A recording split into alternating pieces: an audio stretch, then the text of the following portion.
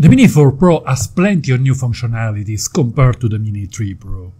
Most of them are useful for filming. In this video I will concentrate on the photography side, with a walk through all the settings and features, including several interesting new ones compared to the previous model. I will keep things easy for beginners, but experienced users will find several useful tips and tricks. There are three main locations where we can control the behavior of the Mini 4 Pro for still images: in the settings, in the exposure window, and in the main photo-video menu next to the shutter. Let's start with the settings. The menu is context sensitive, in other words, the settings are not the same in video or photo mode. So, before tapping on the three dots on the top right of the screen, we choose Photo in the photo-video menu. And now the menu relates to photo. The first tab, Safety, does not directly relate to photos, but there are a couple of options to choose for peace of mind during your photo shooting session. I always set obstacle avoidance action to bypass or break, as it is easy to get distracted when searching for the perfect target to frame, and the obstacle detection system has saved my drones on many occasions. Scrolling down to the bottom, open the Advanced Safety settings to choose the behavior in case of signal loss.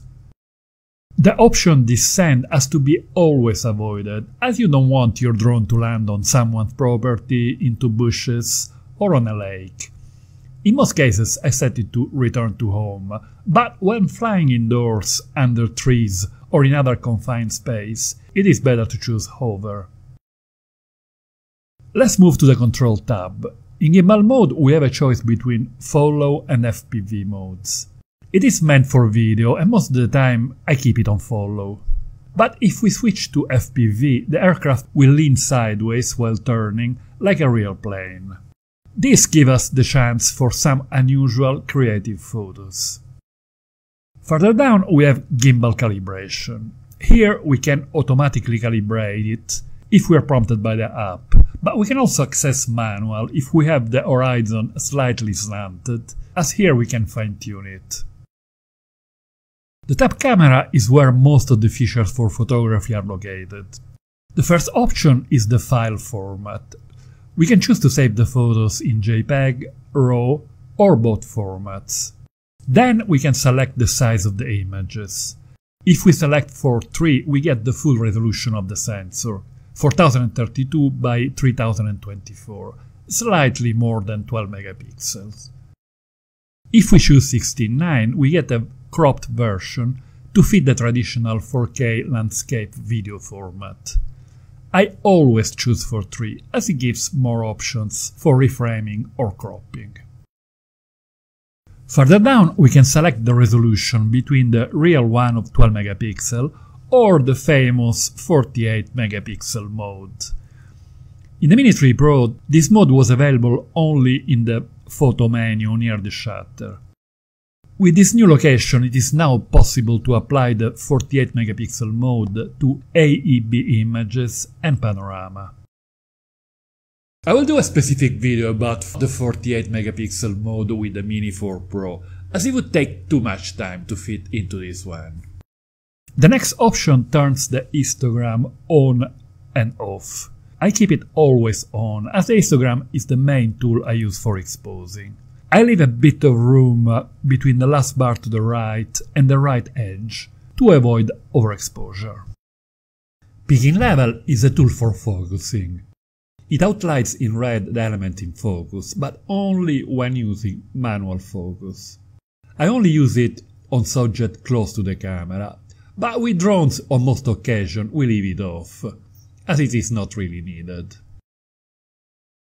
The next option, Overexposure Warning, is another tool for exposure. It overlays white stripes on the overexposed area. I never use it as I find it distracting. Then it is possible to overlay one or more grid lines. I generally use the one in the middle to apply the rule of thirds. With drones we often have the horizon line in the frame.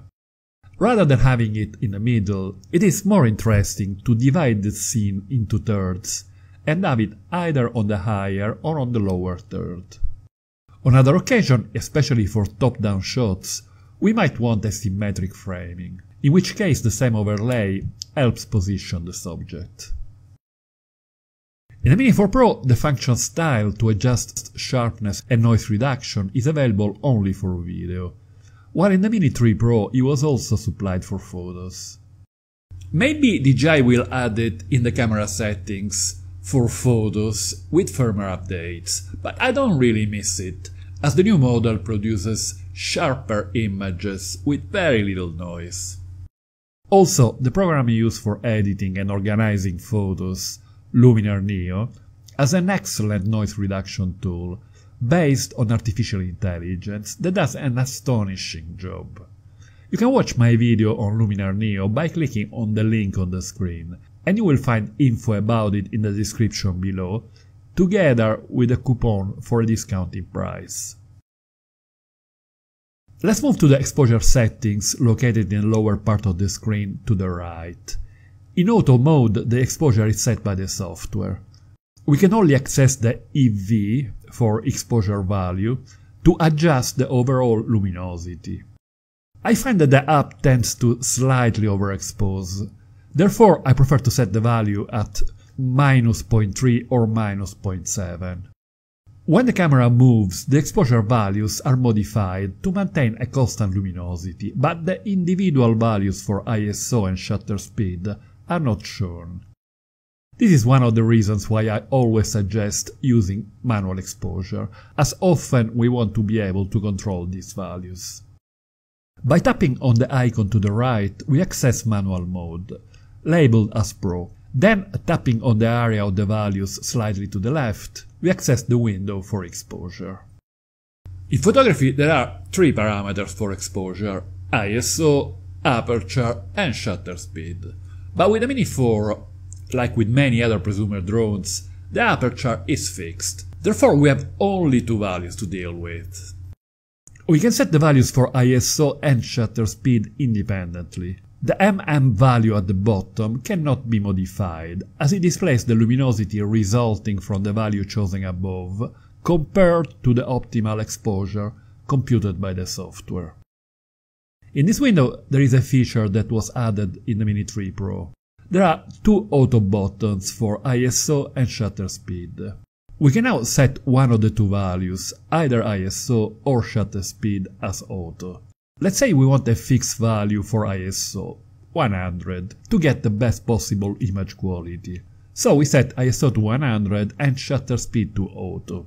When luminosity varies, only the value for shutter speed changes to maintain the correct luminosity, leaving the ISO at 100. Notice that the value has now turned into EV, and it can be modified. On other occasion we might want a constant value for shutter speed. So we select this value and set the ISO to auto, and this time as the luminosity increases or decreases, only the ISO varies. We can also choose to put both values to auto. It is very much like using auto exposure, but there are some advantages. As in auto mode the individual values for ISO and shutter speed are not shown, while using this method we can see both of them.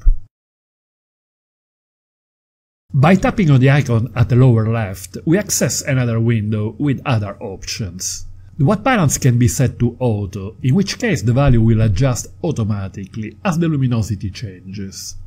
I prefer to keep it on manual, and I generally set it to about 5500 kelvins, which is the average value for sunny condition. I like the DJI Fly app interface with most of the settings available from a few windows, but there is something that I find very annoying. The exposure settings are sticky for each photo or video mode. Let's say that I'm shooting single photos. I set the exposure and take the shot. Then I decide to take 5 bracketed photos of the same scene. The exposure values will be the one used the last time a bracketed image was taken, so I need to expose again. The same applies to 48 megapixel mode, or if I switch to auto mode. It would make much more sense to memorize the latest exposure value for all modes to match the current light conditions. In the main photo-video menu, after the single shot, there is an icon for automatic exposure bracketing, with a choice of 3, 5 or 7 images, while with previous models only 3 or 5 were available. The extra option for 7 photos is useful in high dynamic range situations.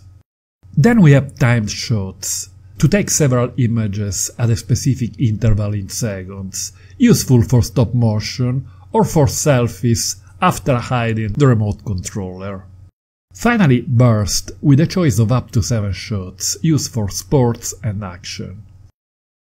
To the left of the shutter there are 3 buttons. The one at the top is to rotate the camera from landscape to portrait orientation.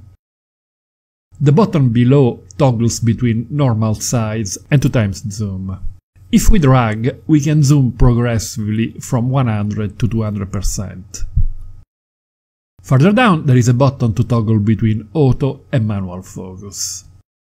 Click on this link to watch my video about photography with the Mini 4 Pro. And don't forget to hit the like button if you found this video interesting. Thank you.